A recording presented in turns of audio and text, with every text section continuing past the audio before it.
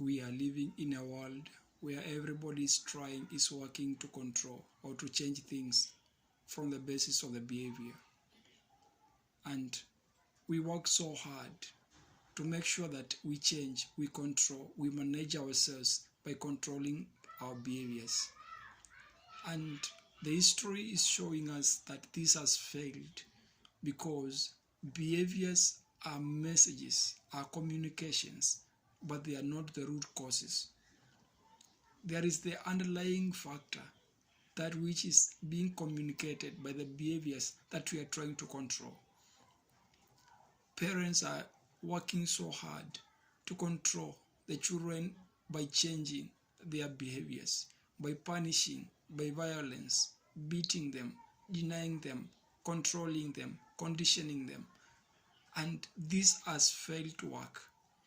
And a big number of people have failed in this, have given up on their children, on their youth, on their husbands, on their wives, because there is that fundamental aspect that has not been observed.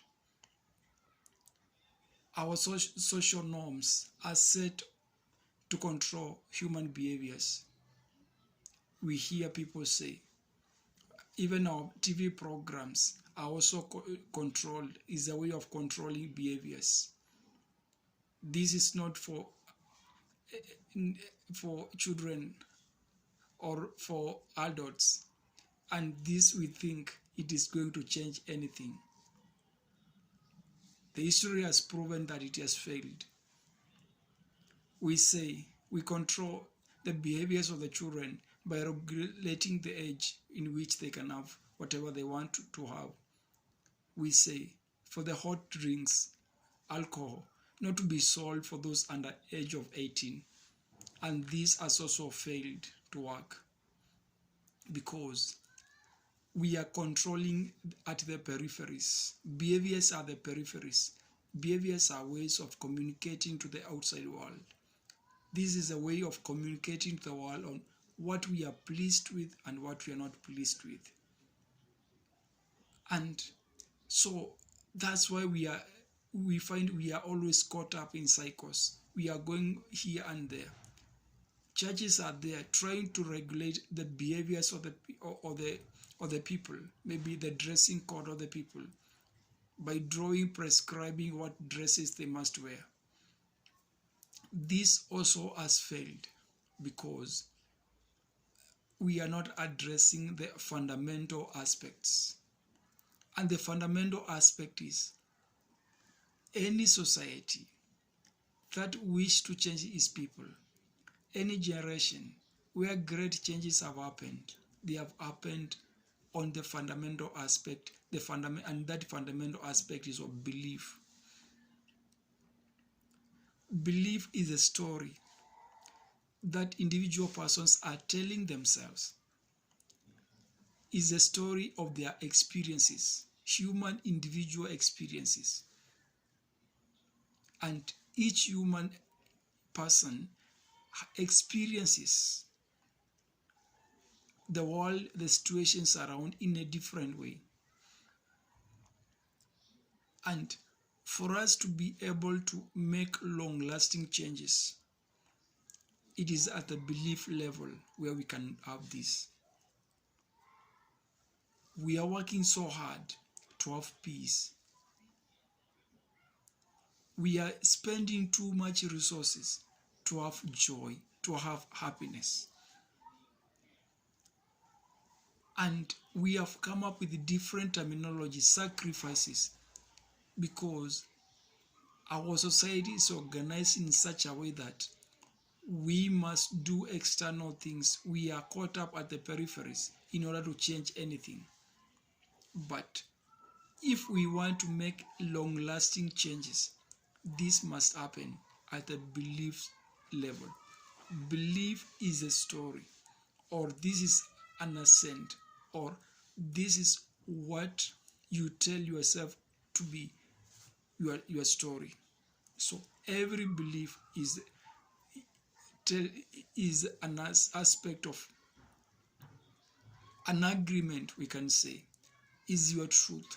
So your belief and your truth are one and the same thing. Your truth is what you feel, and what you're trying to do, given to what you feel, is your behavior. So, when we change our story, or when we change our beliefs, we'll also change our behaviors. So, we cannot change our behaviors by working on behaviors, but we can alter our behaviors by altering or bringing change to the story or what we are telling ourselves about ourselves. And when we change the story that we tell ourselves, we will also change the experience. Actually, behaviors are expressions. They are consequence of our beliefs. And for us to have everlasting or long-lasting changes, or to have profound experience, so in short, what I can say, what I'm trying to say is, for us to have what differentiates us from, in our experience, the profoundness of our experience is the story, or the story that is behind what is happening around us, or what the environment, what is happening around us. So the story that we tell ourselves about ourselves has a great impact on the level, or at what level we experience ourselves. If the story that I'm telling myself is that I am little, I'm nobody, I'm nothing, I'm worthless, I have no power, I will experience having no power, and my behaviors will be of the person who has no power, who has no control. If my belief is children are small, they don't know, and they must be trained, and the way of training is using a rod,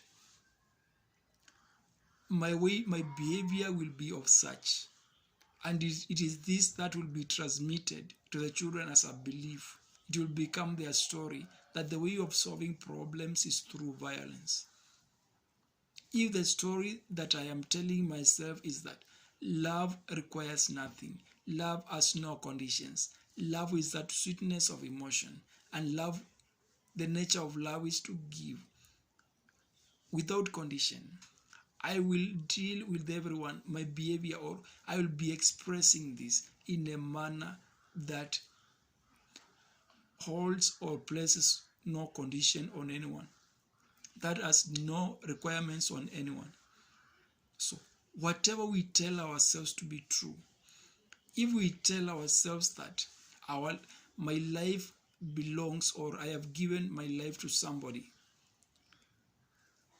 I will live in such a way, in the manner in which I have imagined when I have given my life to somebody should look like.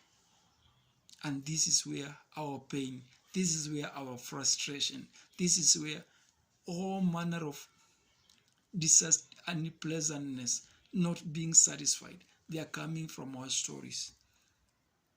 So it is our challenge to see how we can alter our story, by altering, or we can alter our experience as human species by altering our stories, our belief system. And mostly the beliefs that we have about God, these are the beliefs that are killing us and what are killing everyone. The beliefs, these are stories that we carry, the stories that we carry about God and what God requires from us and what God needs from us. This is what we are using, and this is what is killing us. This is what is disempowering us. When it is supposed to be empowering us, it is disempowering us, because a big number of our stories or our beliefs are such of a villain and a victim. And we imagine a God who is working so hard to control his people. And one way of controlling his people is by letting the devil overtake them or threatening them with the devil. This is a defeat, and this is what is defeating us. This is what is keeping us enslaved. So whatever stories we are telling us, the consequence of it is our behaviors, how we are behaving towards each other. This is a clear story. This is what we are saying. For example, the beliefs that we have about how God wants we celebrate or we use or we interact with our sexuality is our sexuality should be hidden. Our sexuality should be God, it is God controlled. And yet on the other side we say it is a gift from God. So when we hold it that way, and no wonder most of our stories, whatever interactions, sexual interactions that we have, it has gone to the extreme that it is out of our control because we find joy in it. We find joy in expressing it, but we must deny it. And how to deny it? We do some things that are against what we believe or what our experience is. So there is a contradiction between what we tell ourselves about it and the experience that we have about whatever human experience that we have gone through, or whatever aspect of humanity that we go through. And for us to be able to live, to have that profound experience of who we are as human beings, creating the image and likeness of God, we must change our beliefs. We must change the stories that we have constructed. We must observe the beliefs that are not working. We must observe the stories that are not working. We must see and alter them, unless and until we alter our beliefs, we live in misery.